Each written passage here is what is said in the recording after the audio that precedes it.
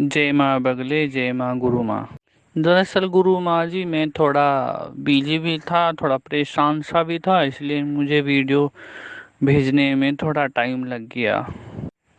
हमारे पास एक गांव है नथमलपुर, जिसमें मोमडन ज़्यादा हैं और कास्ट भी हैं। तो उसके चारों ओर घने बाग हैं आम के, और प्राचीनतम बाग भी हैं। तो एक बाग में कुआं था, और उसके पिता को तो, अब्बा को तो उसके पता था कि भी इसमें कुछ चीज है, इसमें है कोपरी ओपरी हवा है, लेकिन उसने किसी को बताया नहीं। और एक दिन ऐसी मजबूरी आई कि अब्बा को कहीं से जाना पड़ गया, और उसके पास 5 लड़के थे और 3 लड़कियां थी। 8 बच्चे थे सारे मिला के। तो उनमें सबसे बड़ा लड़का था, वो लगभग 21-22 साल का था, और बहुत ही ज़्यादा खूबसूरत भी था। तो रात को जैसे उसकी ड्यूटी लग गई, आम के सीजन चल रही थी, तो उसमें कुआं था, और कुएं में से 3 परियां निकली। और जिस 3 परियां निकली तो उन्होंने उसको देख लिया। तो फिर और उन्होंने कुछ छड़ी उड़ी घमाई, तो वहाँ जो उन्होंने डांस वांस और प्रोग्राम किया, फंक्शन किया वहाँ से। तो वहाँ जो फंक्शन किया उन्होंने, तो वो छुप के देख रहा था, आम की पेड़ की आड़ में छुप के देख रहा था। तो अब परियों को तो पता था ये इंसान है और ये हमें देख रहा है।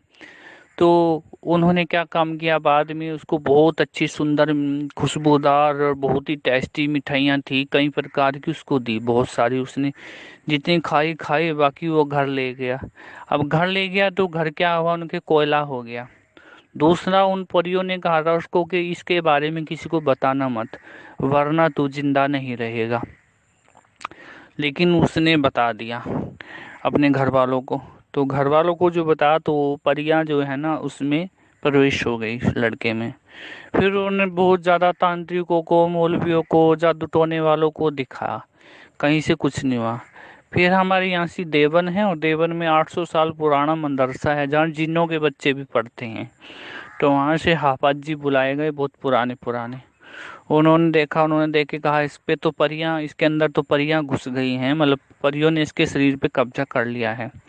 तो उन्होंने अपने इल्म से परियों से बात, परियों ने कहा कि देखो हम लोग जो है ना इसको अब ले जाएंगे, हम इसको छोड़ेंगे नहीं, चाहे कुछ भी कर लो। तो अब सोचने लगे क्या करें। फिर उन्होंने उसके घर वालों को कहा, लड़के के, देखो आप लोग गरीब हो कि हाँ, और घर भी उनके कच्चे ही थे, पक्के नहीं थे, कच्चे मिट्टी के घर होते थे पहले। तो एक उपाय है कि इनसे वचन ले लो। उनसे उन्होंने परियों से वचन ले लिए, और कहा कि अच्छा ठीक है, आप हमें 3 वचन दीजिए, लीजिए इसको, हम आपको मने नहीं करते, लेकिन हमारी शर्त यह है कि हमारी गरीबी दूर हो जाए। तो ये बहुत पुरानी बात है, लगभग लगभग ये 22-23 साल पुरानी बात है। तो क्या हुआ, तो उन्होंने कहा परियों ने कि ठीक है, उस लड़के के द्वारा ही कहा कि ठीक है, आप ये दरवाजा बंद कर दो बाहर से। तो कमरा, वो दरवाजा बंद कर दिया, कच्चा कमरा था, कच्ची मिट्टी का बना हुआ, छत भी उसकी कच्ची थी। तो रात को 12 बजे कहा उन्होंने खोलना। तो रात को 12 बजे खोला, तो लड़का तो अंदर से गायब था, और वहाँ एक चारपाई थी उनकी, और चारपाई पे पूरी लगभग ऐसे कोई 30-35 किलो असरपियाँ वहाँ रखी थी।